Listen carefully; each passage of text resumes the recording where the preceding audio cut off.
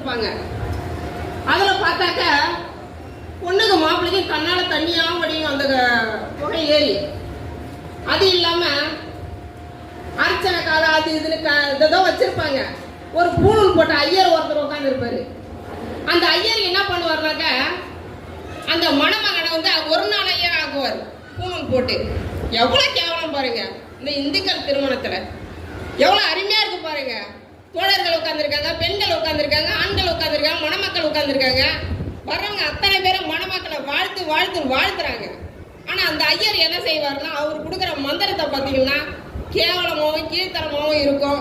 பெண்களை கொச்சப்படுத்தியே இருக்கும் அந்த மந்திரம். அப்ப அதை நம்ம வந்து ஆதரிக்கிறோமா? அதை தூக்கி போடன்ற ஒரே காரணத்தினால தான் இப்படியாப்பட்ட திருமணங்கள் வந்து நம்ம முன் வச்சிருக்கிறோம். தோழர் பார்த்தீங்கன்னாக்க பேரை பாருங்க, தோழர்களுக்கு மீரா, ஆனந்த கிருஷ்ணன், எவ்வளவு சிறப்பான பேர் பாருங்க. அவங்க முகத்துல பாருங்க மங்களகரமா இருக்காங்க. ஒரே பையன். எல்லாம் என்ன சொல்லுவாங்கன்னா 10 பொருத்தம் பார்க்கணும். 10 பொருத்தத்துல ஒரு பொருத்தம் 2 பொருத்தம் குறைவா இருந்தா கூட அந்த பொருத்தத்துல வந்து சிக்கல் வரும்னு சொல்லுவாங்க. ஆனா 10 பொருத்தம் பார்த்தவங்க நம்மளாம் நல்லா இருக்காங்களா? எத்தனை பேர் டைவர்ஸ் ஆகி வீட்டுலலாம் இருக்காங்க. அந்த அடிப்படையில பாத்தீங்கன்னா பெண்ணை பெற்றவங்க என்ன நினைப்பாங்கன்னாக்க சம்பிரதாயத்தோட திருமணம் பண்ணி கொண்டுட்டு போகணும்னு தான் நினைப்பாங்க. ஆனா அவங்களும் வந்து ஒரு முற்போக்கு சிந்தனையாளரா இருக்காங்க. நாமும் அத்தனை பேரும் ஒரு முற்போக்கு சிந்தனையாளரா இருந்து நம்ம பிள்ளைங்களுக்கு திருமணத்தை சீரும் சிறப்புமாக இந்த மாதிரி திருமண முறையை செய்யணும்ன்றதுதான். இப்ப எத்தனை பேர் வந்து வாழ்த்துறாங்க பாருங்க. மக்கள் அதிகாரம் வாழ்த்துது, திராவிட கழகம் வாழ்த்துது, வழக்கறிஞர் வந்திருக்காங்க அவங்க வாழ்த்துறாங்க, அவங்க தலைமையில திருமணம் பண்றாங்க. இன்னைக்கு திருமண முறையே வந்து பாப்பா நான் தாலி எடுத்து கொடுப்போம். ஆனா நம்ம பாத்தீங்கன்னா நம்ம பெற்றோர்கள் நம்மளை பெற்றவங்க எவ்வளவு அழகா சந்தோஷமா நம்ம எல்லாரும் முன்னாடி அந்த தாலி எடுத்து கொடுத்து அந்த அம்மாவுக்கு கட்டுறாங்க. ஆனா எவ்வளவு சிறப்பா இருக்கு பாருங்க.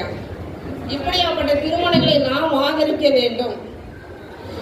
1928 வந்து பெரியார் கொண்டுட்டு வந்திருக்காரு சுயமரியாதை திருமணம் ஒண்ணு. அந்த சுயமரியாதை திருமணம் தான் இன்னைக்கு எங்களெல்லாம் ஏறி மேல நின்று பேச வைக்குது, எல்லாமே செய்யுது.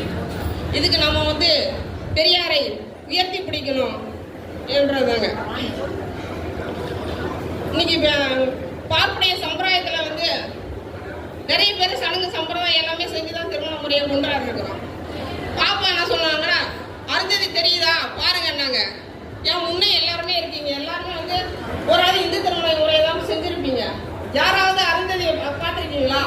நான் பொய் சொல்லி தான் அந்த திருமணத்தை கொண்டுட்டு போயிருக்கோம். இப்படியாப்பட்ட பொய் புழுகு மூட்டைகள்லாம் வானா எல்லாத்தையும் தூக்கி ஏற கட்டிட்டு சந்தோஷ்